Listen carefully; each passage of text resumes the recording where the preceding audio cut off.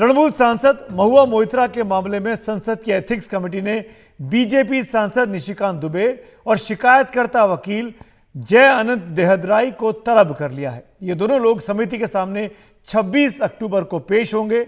इन दोनों को समिति के सदस्यों के सामने अपने लगाए आरोपों के सबूत पेश करने पड़ सकते हैं। महुआ मोइत्रा पर इल्जाम लगाया गया है कि वो पैसे और गिफ्ट लेकर संसद में बिजनेसमैन दर्शन हीरानंदानी के फायदे वाले सवाल पूछती रही हैं। ऐसे सवाल पूछती रही हैं जो अडानी ग्रुप के हितों को नुकसान पहुंचाते हों, यानी सीधे तौर पर पैसे लेकर सवाल पूछने का इल्जाम महुआ मोइत्रा पर लगा हुआ है। कुछ ऐसे सवाल भी हैं जिसमें प्रधानमंत्री के लिए भी सवाल पूछे गए। उनकी छवि को बिगाड़ने के लिए यह इल्जाम भी लगा है महुआ मोइत्रा पर। दरअसल पिछले हफ्ते जय अनंत देहदराई ने बीजेपी सांसद निशिकांत दुबे को चिट्ठी लिखी थी और महुआ मोइत्रा पर आरोप लगाए कि 2019 से 2023 के 4 सालों के दरमियान महुआ मोइत्रा ने लोकसभा में 61 सवाल पूछे थे, जिनमें से 50 सवाल ऐसे पूछे थे जो हीरानंदानी ग्रुप और अडानी समूह से जुड़े हुए थे। और सबसे खास बात यह है कि इन 50 सवालों में से ज्यादातर सवाल ऐसे रहे जो हीरानंदानी ग्रुप के फायदे के सवाल थे। करीब 37 सवाल ऐसे रहे, 9 सवाल ऐसे रहे जिसको आप कह सकते हैं कि जो अडानी ग्रुप को कटघरे में खड़े करते हो। ज्यादातर हमले महुआ मोइत्रा हीरानंदानी की तरफ से करती रही, ऐसा इल्जाम जय अनंत देहदराई ने लगाया है। इस पूरे मामले को लेकर आखिरकार महुआ मोइत्रा पर जो इल्जाम लगे उसके बाद कोलकाता में सियासत भी गर्मा गई है।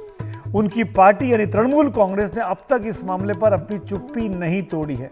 इतना बड़ा मामला है, जो पार्टी लगातार हर मुद्दे पर बयान देती है, वो आखिरकार महुआ मोइत्रा के मामले पर उनके बचाव में या उनसे सफाई में कोई बात क्यों नहीं कह रही है। बता रहे हैं इस खास रिपोर्ट में मेरे सहयोगी सौरभ गुप्ता। बीजेपी ने तृणमूल की चुप्पी का इस्तेमाल करते हुए महुआ मोइत्रा पर हमला तेज कर दिया है कि रिश्वत के बदले सवाल मामले पर उनकी संसद सदस्यता रद्द की जानी चाहिए। घूस लेकर कुछ प्रश्न किए हैं, करीब 55 या 50 प्रश्न किए हैं पार्लियामेंट में घूस लेकर। इसका विषय में ममता बनर्जी क्या बोलेंगे, हम लोग को जानने का थोड़ा उत्सुकता है। सूत्रों का कहना है कि तृणमूल कांग्रेस इस मामले पर भले ही खामोश हो, लेकिन अंदरूनी तौर पर महुआ मोइत्रा के बचाव की रणनीति बना रही है। सूत्रों का यह भी कहना है कि मामला एक ऐसे वकील के हलफनामे का है जो पहले करीबी साथी हुआ करता था। इस वजह से पार्टी पूरे मामले पर बारीकी से नजर रखे हुए है। सारे तथ्यों के स्पष्ट होने के बाद पार्टी अपना रुख साफ करेगी। हालांकि खुद महुआ मोइत्रा की पार्टी ने चुप्पी साधी हुई है, लेकिन आरजेडी के नेता तेजस्वी यादव ने इस मामले में उनका साथ दिया।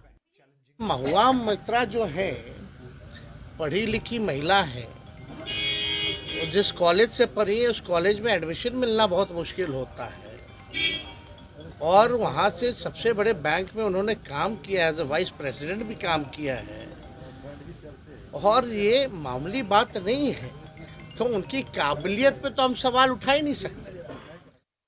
लेकिन महुआ मोइत्रा की खुद अपनी पार्टी में ज्यादा साख नहीं है।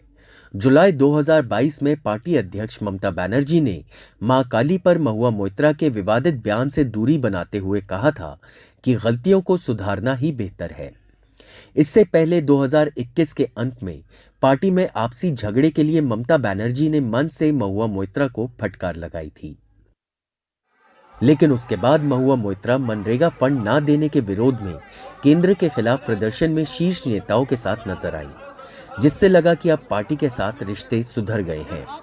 फिलहाल लोगों की नजर इस बात पर है कि क्या ताजा तरीन विवाद में तृणमूल कांग्रेस अपने सांसद से दूरी बनाएगी या फिर उनका साथ देगी। कोलकाता में कैमरा पर्सन जीडी शंकर के साथ सौरभ गुप्ता की रिपोर्ट, एनडीटीवी इंडिया।